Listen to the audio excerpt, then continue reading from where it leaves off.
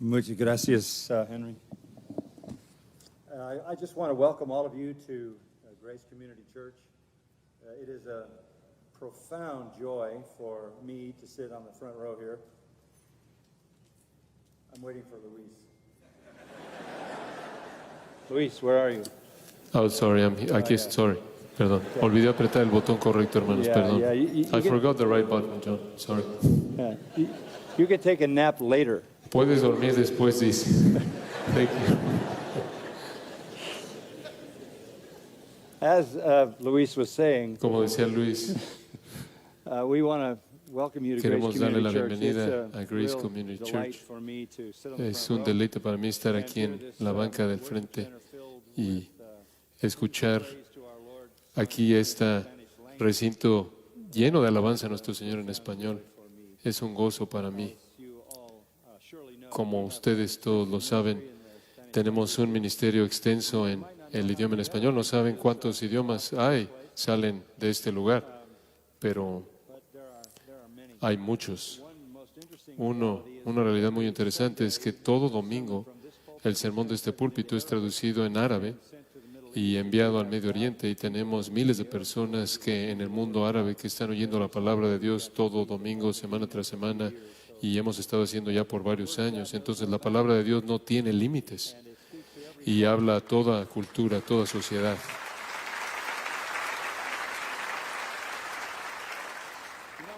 Saben, si eres un expositor fiel, tus sermones deberían deberían funcionar fuera de tu código postal.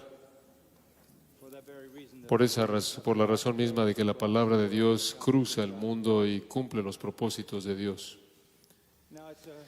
Ahora es un gran privilegio para mí no solo darles la bienvenida, sino tener la sesión de apertura en la conferencia, y los hermanos queridos que van a estar hablándoles más adelante me permitieron entrar primero y estoy agradecido por ello.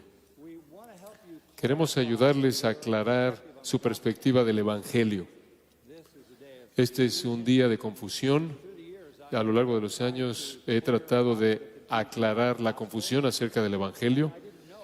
No sabía que iba a pasar tanta parte de mi vida haciendo esto. Cuando fui un alumno de seminario y en medio de las otras batallas, no pensé que iba a pasar tanto tiempo en esta batalla, pero mi vida ha sido definida por una serie de libros que han sido escritos para aclarar el Evangelio verdadero.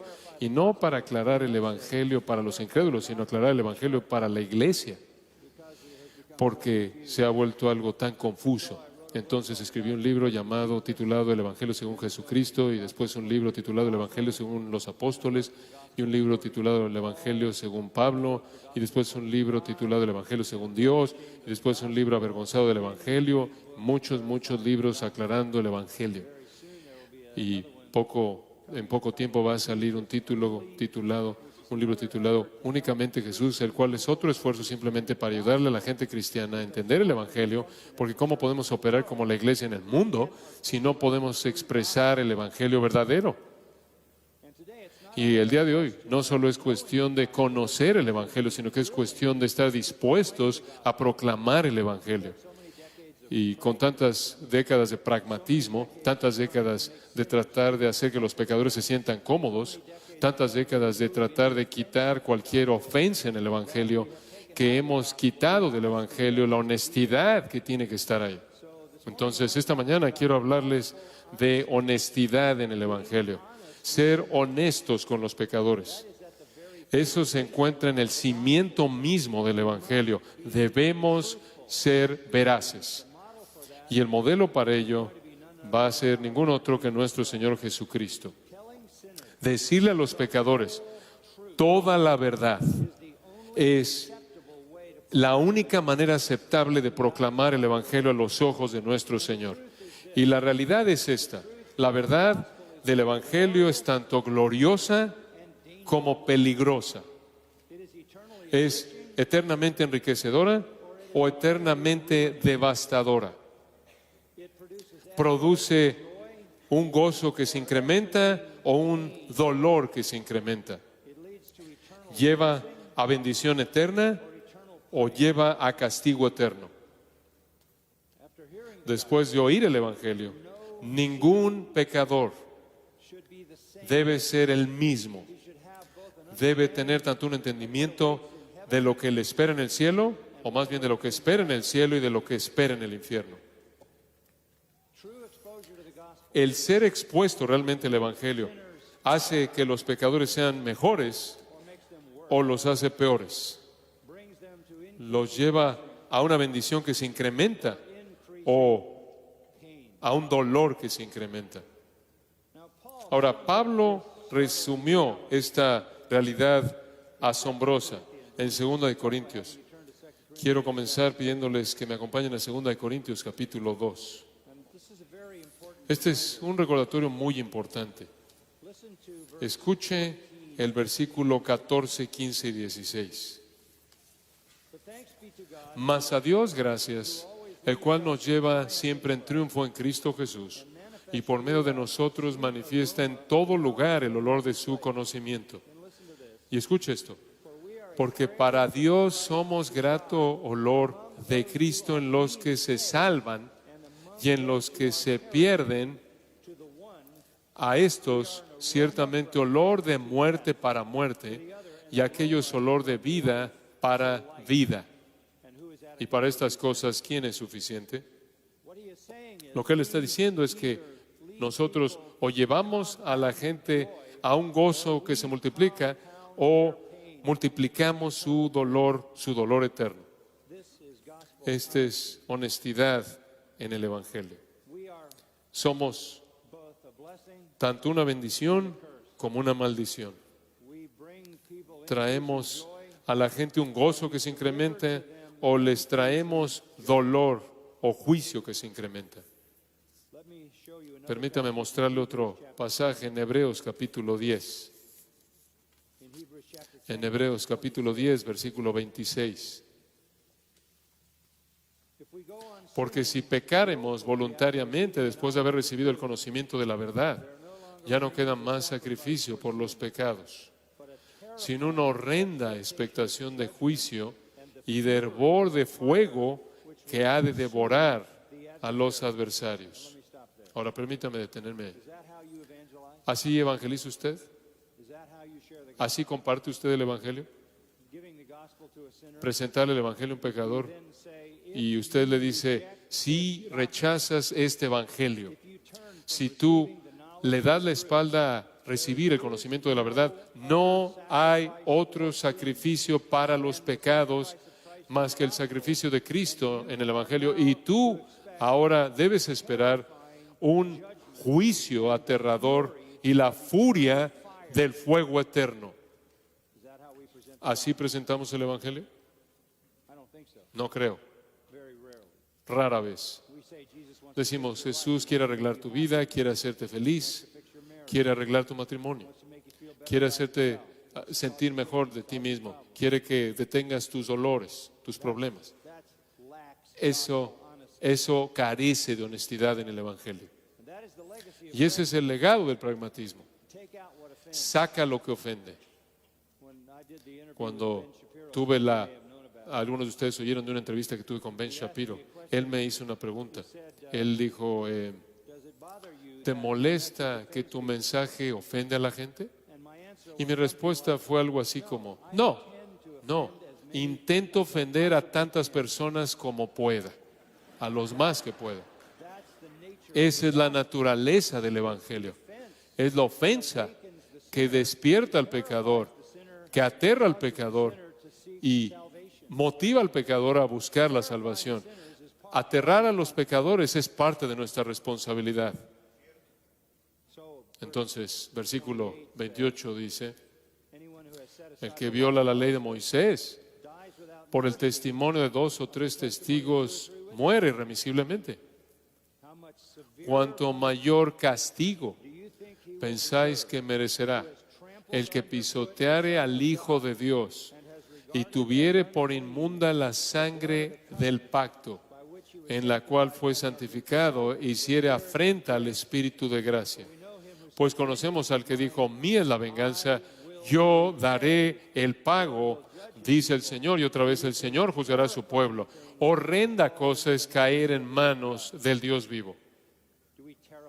¿Aterramos a los pecadores? ¿O somos olor de vida, sabor de vida para vida o sabor de muerte para muerte? ¿Añadimos a su gozo que se multiplica o a su dolor que se multiplica? Esa es honestidad en el Evangelio. Y si sacamos el terror del Señor, no tenemos el poder para persuadir a los hombres. Pablo dijo a los Corintios, conociendo el terror, el temor del Señor, persuadimos a los hombres, persuadiéndolos en base a la venganza divina y eterna. Ahora, quiero que vea Mateo 11. Ahora que sabemos cuál es nuestra responsabilidad, quiero mostrarle cómo Jesús evangelizó. Y vamos a ver la misma honestidad. Entonces, permítame leer Mateo 11, comenzando en el versículo 15.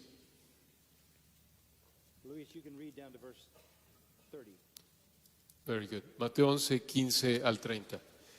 El que tiene oídos para oír, oiga. Mas, ¿a qué compararé esta generación?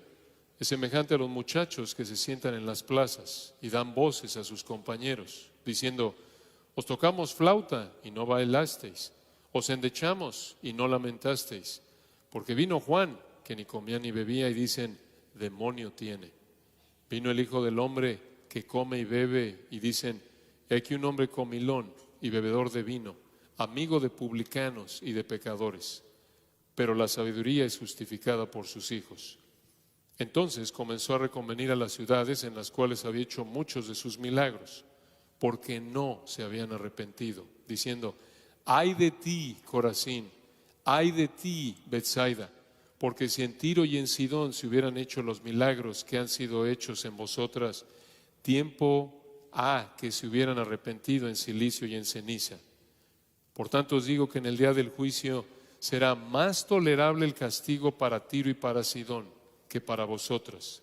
Y tú, Capernaum, que eres levantada hasta el cielo, hasta el Hades serás abatida. Porque si en Sodoma se hubieran hecho los milagros que han sido hechos en ti, habría permanecido hasta el día de hoy. Por tanto os digo que en el día del juicio será más tolerable el castigo para la tierra de Sodoma que para ti. En aquel tiempo, respondiendo Jesús, dijo, te alabo, Padre, Señor del cielo y de la tierra, porque escondiste estas cosas de los sabios y de los entendidos y las revelaste a los niños. Sí, Padre, porque así te agradó. Todas las cosas me fueron entregadas por mi Padre, y nadie conoce al Hijo sino el Padre, ni al Padre conoce alguno sino el Hijo, y aquel a quien el Hijo lo quiera revelar. Venid a mí todos los que estáis trabajados y cargados, y yo os haré descansar. Llevad mi yugo sobre vosotros, y aprended de mí, que soy manso y humilde de corazón, y hallaréis descanso para vuestras almas, porque mi yugo es fácil y ligera mi carga. Pasaje poderoso. Este es nuestro Señor evangelizando. Comienza en el versículo 15 con un mandato. El que tiene oídos para oír, oiga.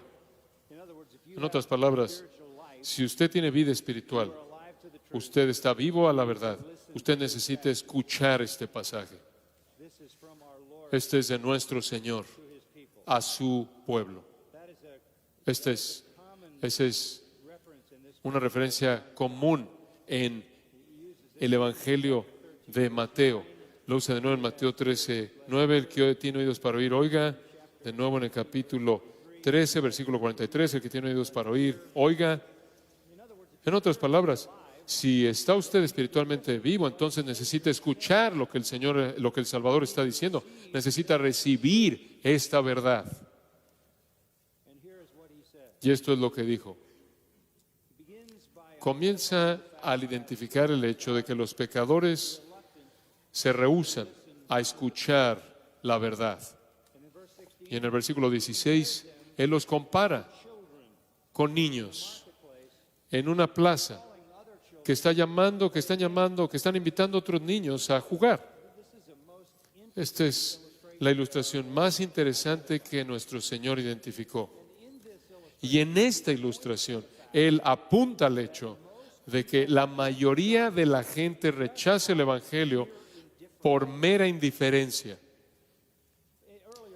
Antes, en el capítulo 11, Él dijo, algunas personas rechazan por duda.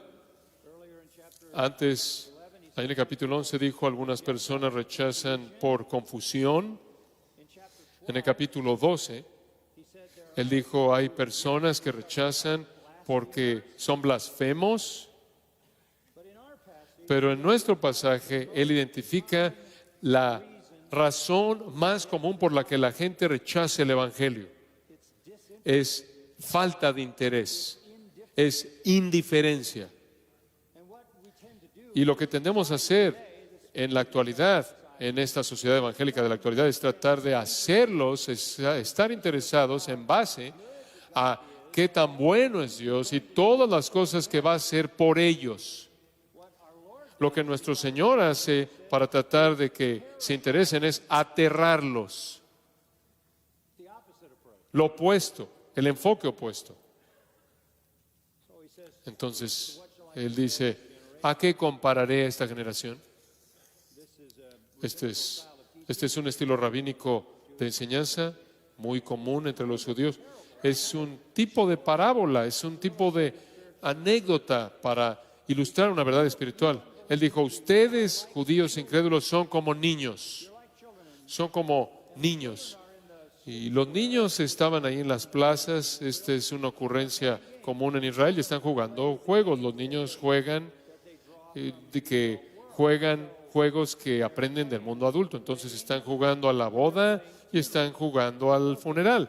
Esos eran los dos acontecimientos más dramáticos que se llevaban a cabo en la sociedad judía. Entonces los niños están jugando a la boda y al funeral. En primer lugar, son presentados jugando un juego de funeral. Están invitando a otros niños y les dicen, nos tocamos flauta y no bailasteis. Os endechamos y no lamentasteis. ¿Qué quiere decir él? Tuvimos un juego de boda y estábamos bailando y no quisieron jugar con nosotros. Tuvimos un juego de funeral y tocamos una canción muy triste de lamento y no quisieron jugar con nosotros, no lloraron, no quisieron celebrar con nosotros en el juego de la boda y no quisieron celebrar con nosotros en el juego del funeral. Los invitamos ahí en las plazas, las cuales eran en los días antiguos, eran patios para que los niños jugaran. Agura, el lugar, la plaza pública, y los niños jugaban juegos que eran dramáticos en las vidas de sus padres. E invitaban a otros niños a jugar. Estos otros niños eran indiferentes. No se rieron y celebraron, no lloraron y se lamentaron. No jugaron el juego de la risa ni jugaron el juego de la tristeza. Indiferentes de manera obstinada. Esta es la única referencia bíblica en toda la Biblia a juegos de niños. Muy rara, excepcional. Tiene la intención de ilustrar la naturaleza obstinada, indiferente de los pecadores. Y aquí él explica la parábola, versículo 18. Porque vino Juan, se refiere a Juan el Bautista, que ni comía ni bebía. Entonces, él era la ilustración del funeral. ¿Cuál era el mensaje de Juan? Arrepentíos, arrepentíos, arrepentíos, arrepentíos. Él representaba el juego de la tristeza. Juan vino, que ni comía ni bebía. No jugaron ese juego. Dijeron acerca de Juan el Bautista, demonio tiene. De acuerdo con el registro del Evangelio, Juan tuvo una dieta muy limitada, no comió pan. Lucas 7:33 dice que no tomó vino, vivió en el desierto, no tuvo vida social, estuvo aislado and he preached repentance. y él predicó arrepentimiento He preached that Messiah, y predicó que el Mesías estaba por venir. and they said he had a demon. Y dijeron, demonio tiene. Luke 7:33. Lucas 7:33. Said he was demon possessed. Dijeron que estaba poseído por demonios, que él estaba loco, It was a mental case, que él era un problema mental. not repentance. No arrepentimiento, Ridicule.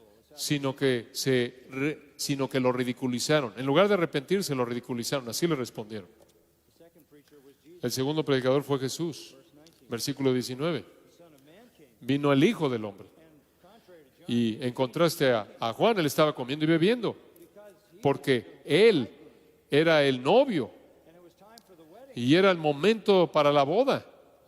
and they wouldn't join him. Y no quisieron acompañarlo tampoco. Behold, Dijeron, he aquí un hombre comilón y bebedor de vino, amigo de publicanos y de pecadores.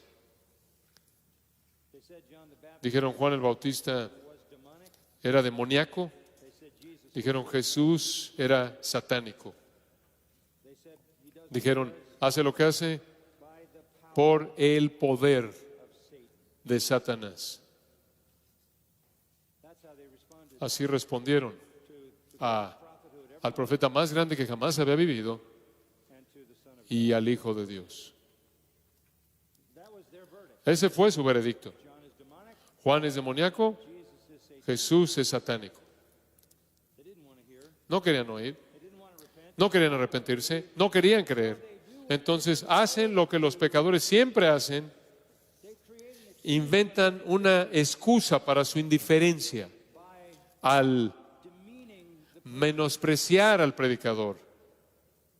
for the Jews. They were Para los judíos eran demasiado buenos, se creían demasiado buenos false prophet who was como para menospreciar a un profeta, como eran demasiado buenos como para inclinarse ante un profeta que era demoníaco o postrarse ante un supuesto Mesías, quien era satánico.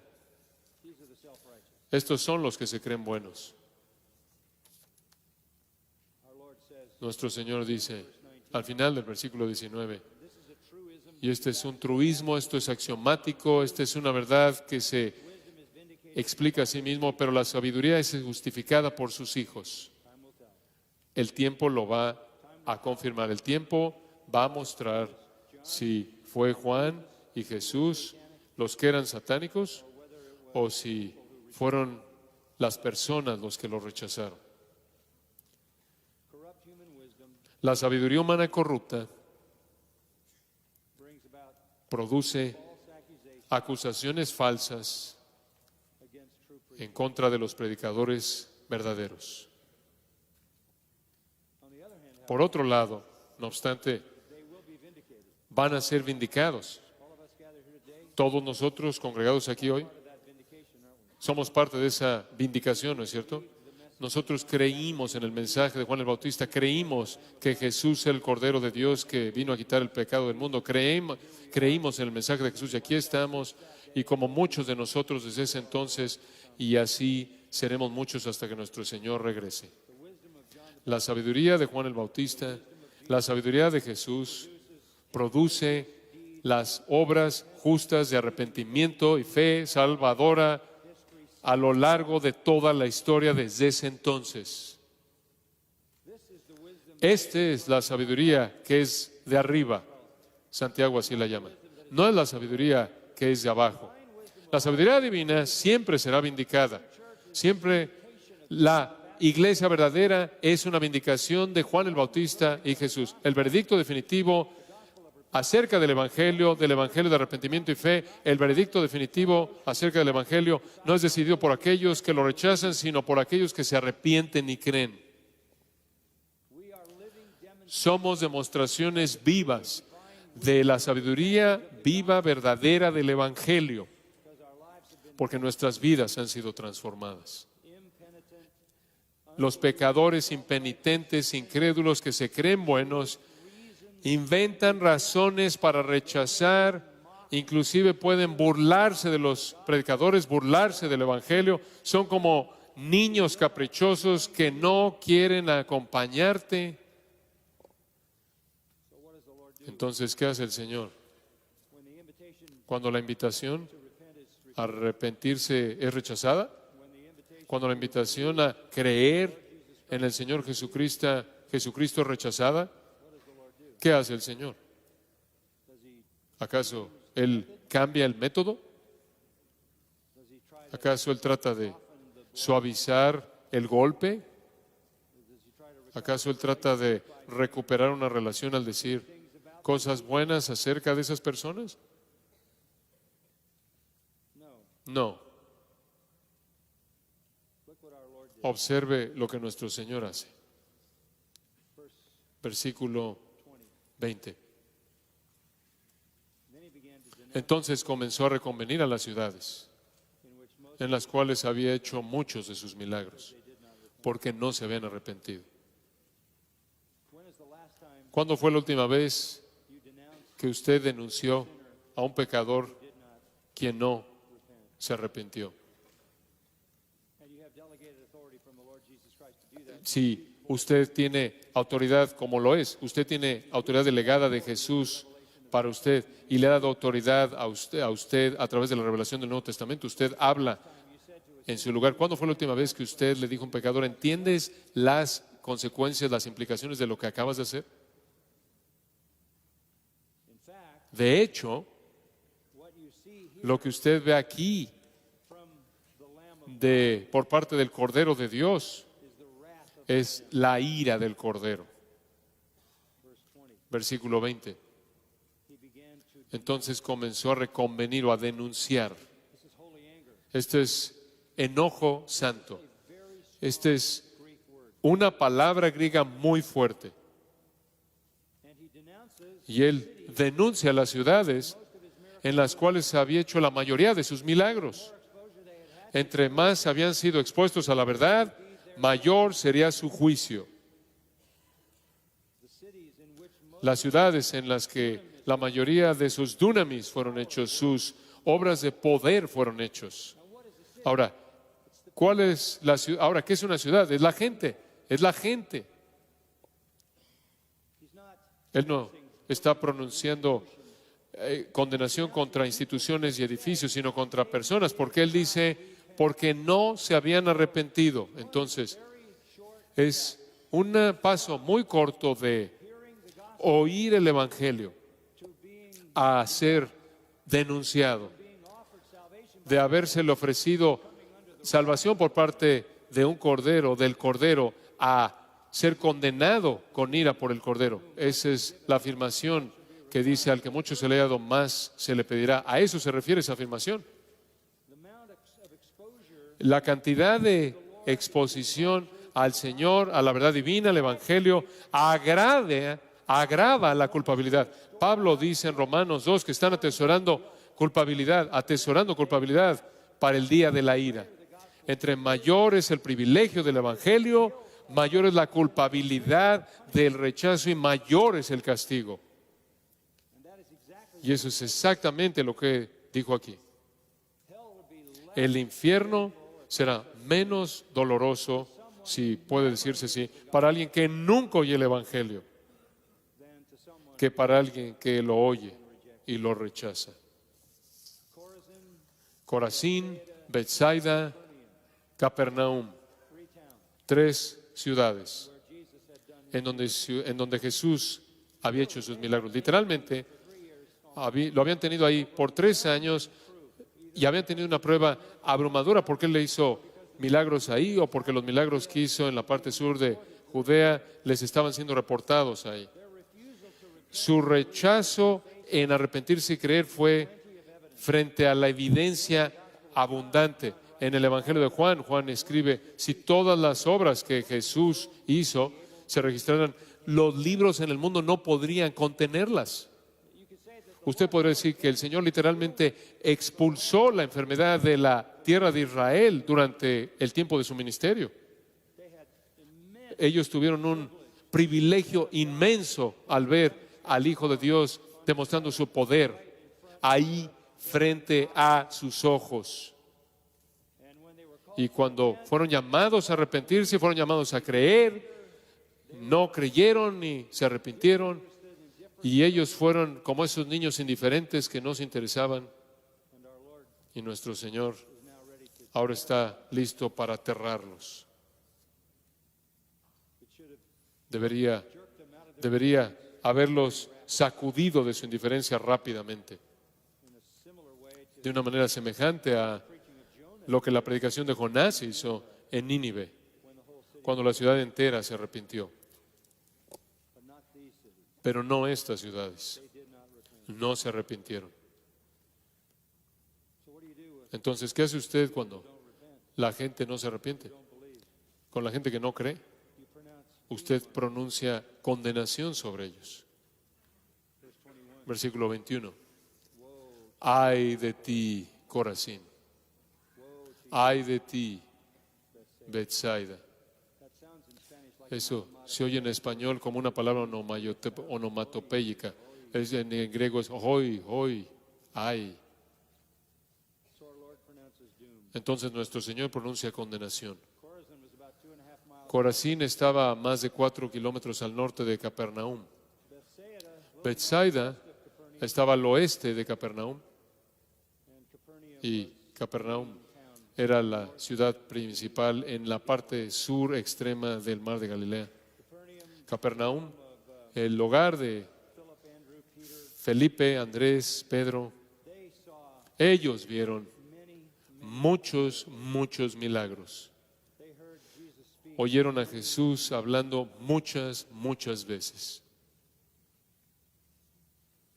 Pero no se arrepintieron.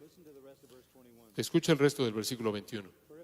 Porque si en Tiro y en Sidón se hubieran hecho los milagros que han sido hechos en vosotras, tiempo ha que se hubieran arrepentido en silicio y en ceniza. Los que se creen buenos en sí mismos, ese es el pecado más condenador de todos los pecados.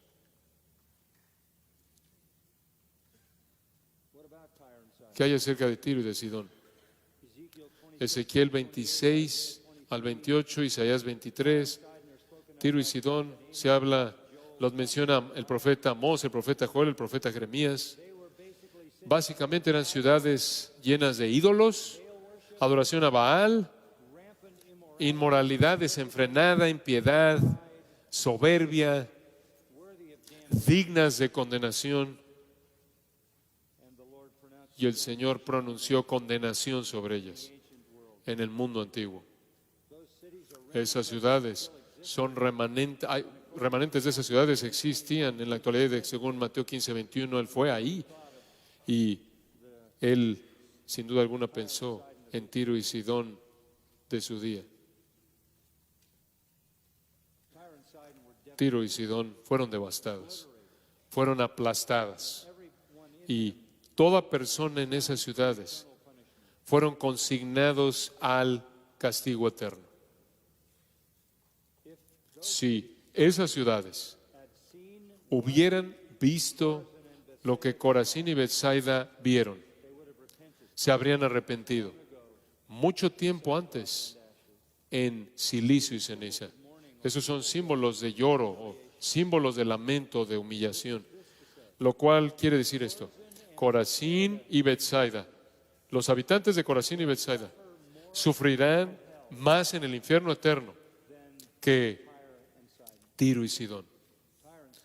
Tiro y Sidón, escuche, de manera abierta fueron paganos.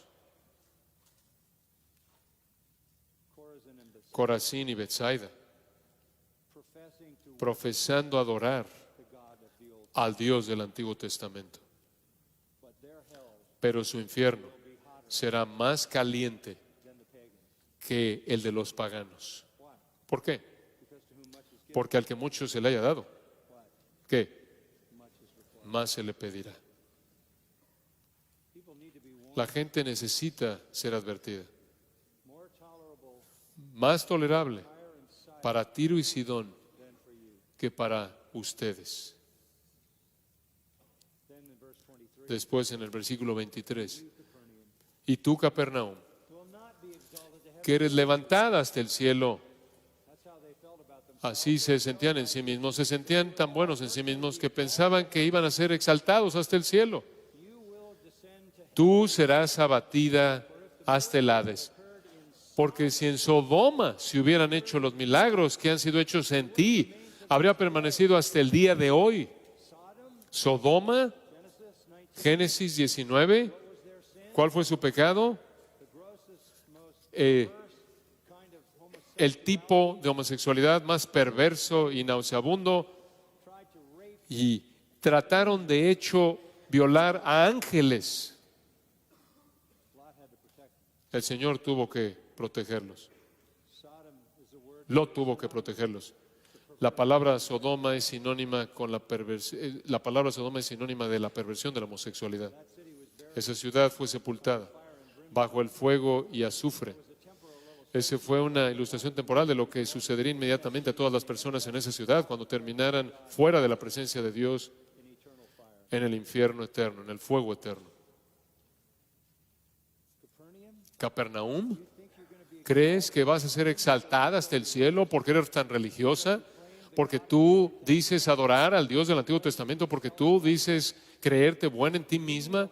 Tú vas a tener un infierno más caliente que los sodomitas, homosexuales, violadores, perversos, impíos. Esos milagros que ocurrieron en Capernaum, si hubieran ocurrido en Sodoma, todavía estarían aquí, porque se habrían arrepentido. Capernaum excedió a Corazín y Betsaida en privilegio. Sodoma excedió a Tiro y a Sidón en impiedad. Pero las personas más miserables jamás no son los sodomitas, sino las personas de Capernaum. No hay protección en la religión en la que la gente se cree buena en sí misma. Ustedes, de todas las personas, tienen que ver al catolicismo romano a la luz exactamente de esta perspectiva. En el juicio será peor para los más privilegiados. No hay igual en el Antiguo Testamento a la destrucción de Sodoma, a la impiedad de Sodoma, pero la impiedad de Capernaum fue mayor. Rechazar el Evangelio, rechazar a Cristo, trae el juicio más severo. Es lo que acabo de leerles en Hebreos 10:26, de cuánto mayor será el juicio de aquel que haya pisoteado la sangre del pacto.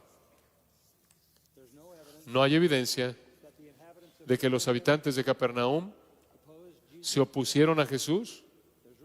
Realmente no hay evidencia de que lo ridiculizaron. Simplemente no quisieron jugar el juego. Quedaron sorprendidos por él. Quedaron fascinados por él. Quedaron impresionados por sus palabras. Eran religiosos, eran respetables, se creían buenos en sí mismos, estaban satisfechos, pero no fueron movidos por el Evangelio.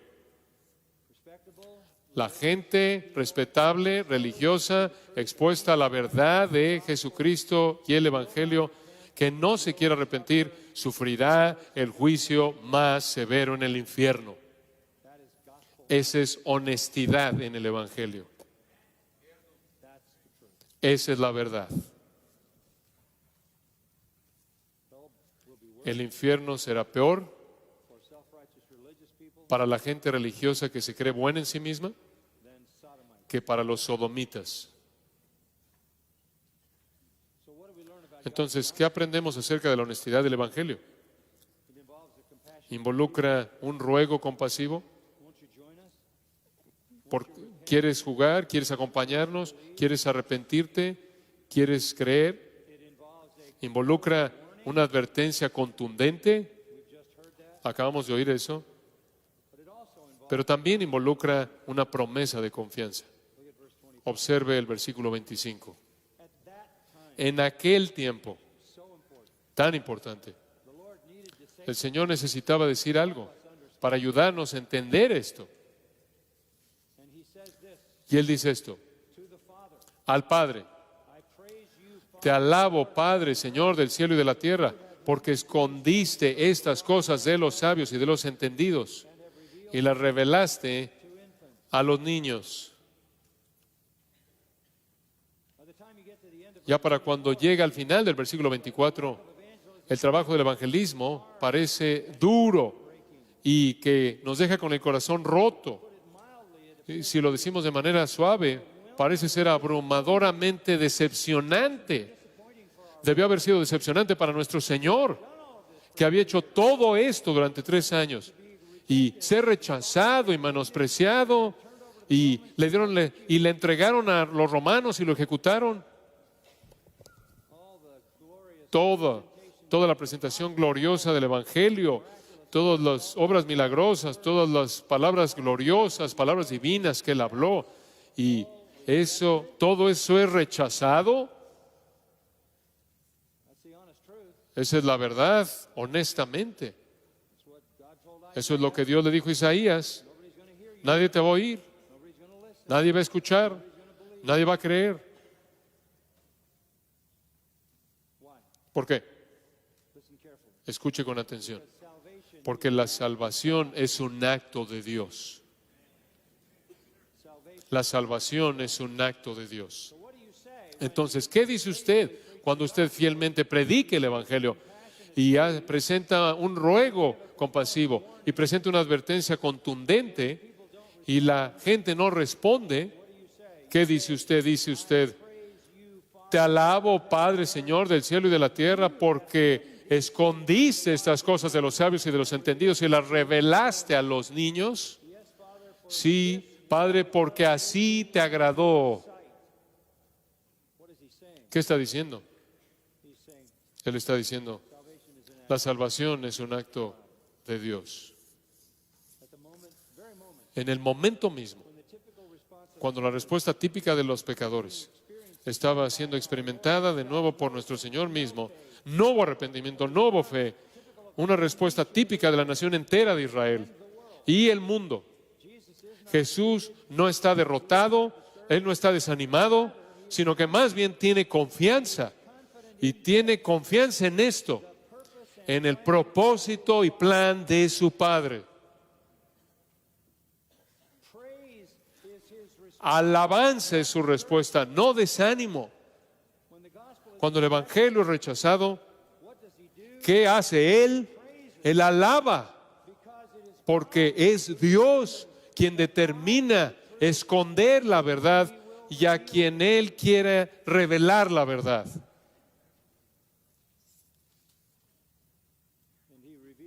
Y Él revela la verdad a nepioi, a niños de pecho, aquellos que son indefensos y no tienen esperanza. Pero todo es la voluntad del Padre. En 1 Corintios 1, uno de los capítulos más importantes en el Nuevo Testamento, leemos esto, versículo 26. Pues mirad, hermanos, vuestra vocación, esto es vocación o llamado a la salvación, que no sois muchos sabios, según la carne, ni muchos poderosos, ni muchos nobles, sino que lo necio del mundo escogió Dios para avergonzar a los sabios, y lo débil del mundo escogió Dios para avergonzar a lo fuerte. Y lo vil del mundo y lo menospreciado escogió Dios, y lo que no es para deshacer lo que es, a fin de que nadie se jacte en su presencia. Después esto: mas por Él estáis vosotros en Cristo Jesús, el cual nos ha sido hecho por Dios sabiduría, justificación, santificación y redención, para que, como está escrito, el que se gloría, gloríese en el Señor. Dios ha escogido. Dios escogió. Dios escogió 3 veces.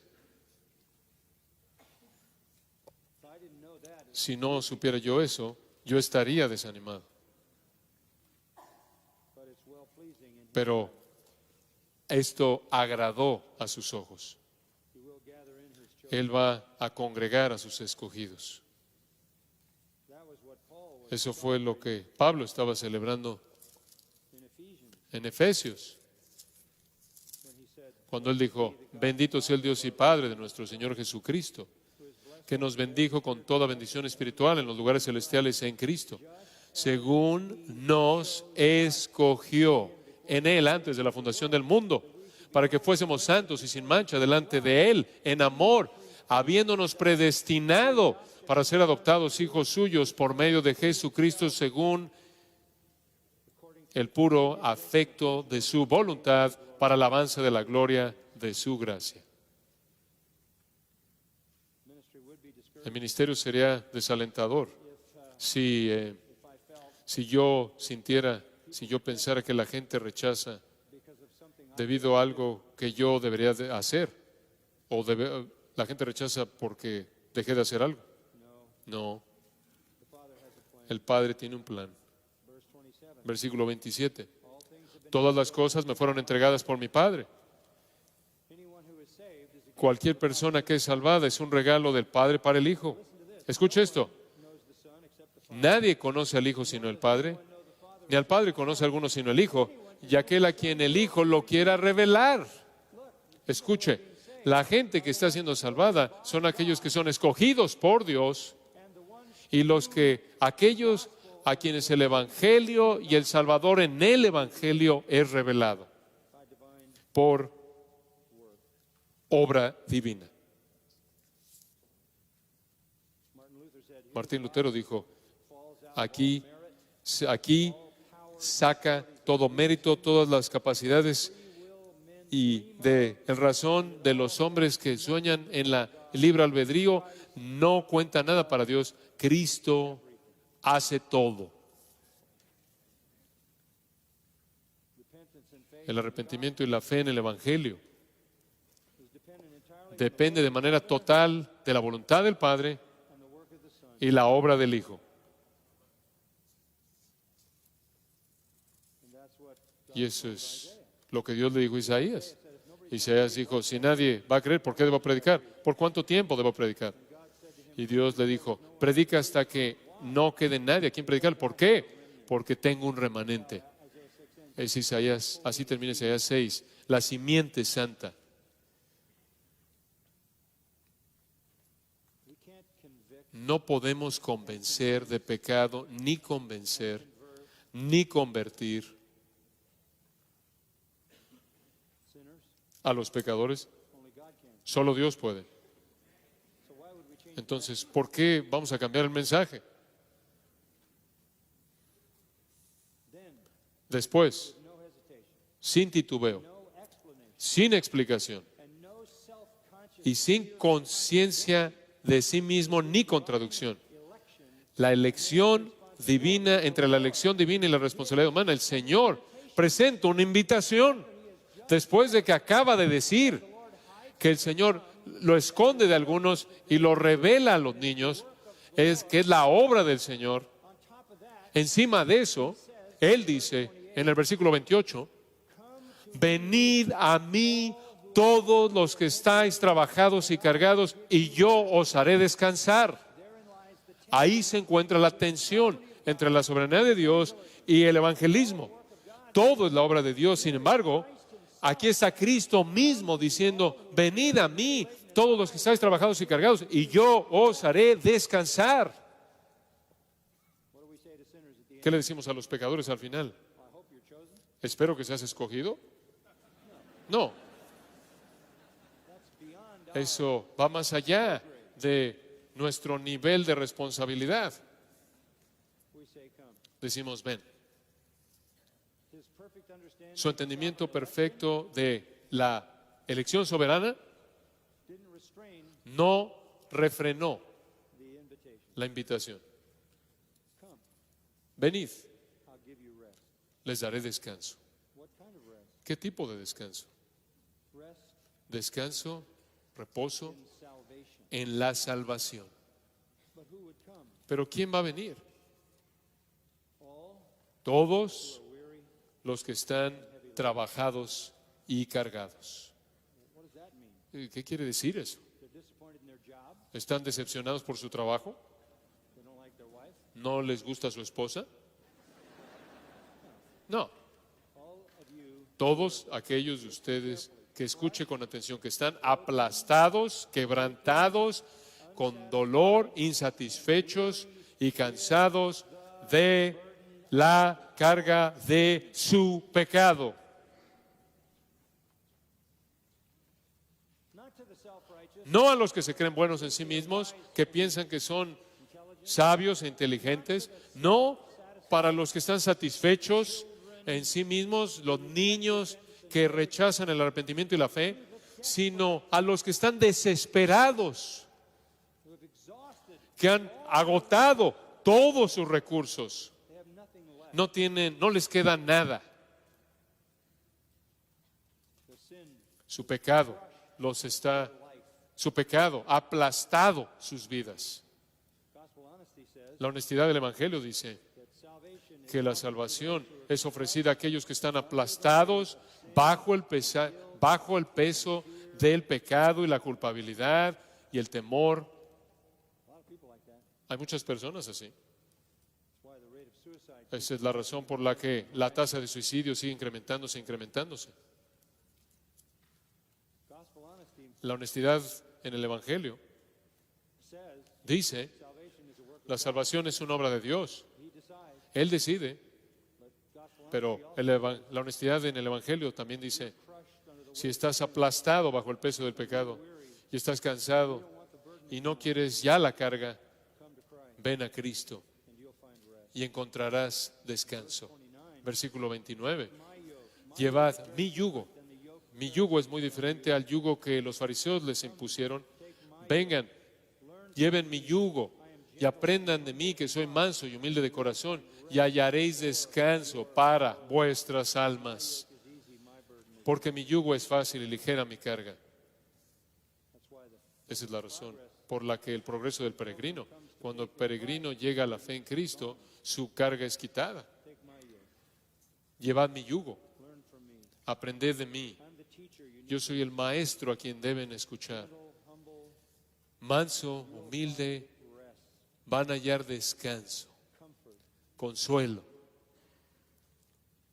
What does gospel honesty call for? ¿Qué es lo que demanda la honestidad en el Evangelio? A compassionate, Un ruego compasivo hacia la gente, llamándoles a que se arrepientan y crean, a warning una advertencia of the terrifying de judgment of el juicio aterrador, de juicio que vendrá sobre aquellos que rechazan, the confident trust una confianza plena en los propósitos soberanos de Dios, lo cual nos asegura de que Él va a salvar a sus propios escogidos.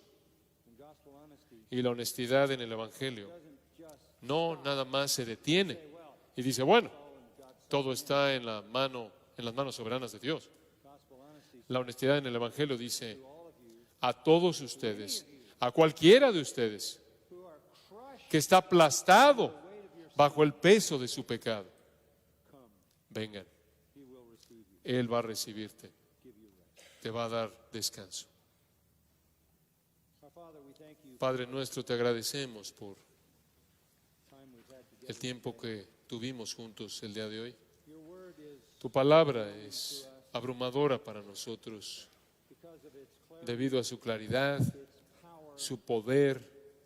we are aware Nosotros estamos conscientes de ese poder habiendo in us, sido objeto de su obra como tus hijos and we are aware of y estamos conscientes de ese poder cada vez que oímos la palabra comes to us, conforme viene a nosotros divine con conviction, convicción divina, divine clarity. con claridad divina.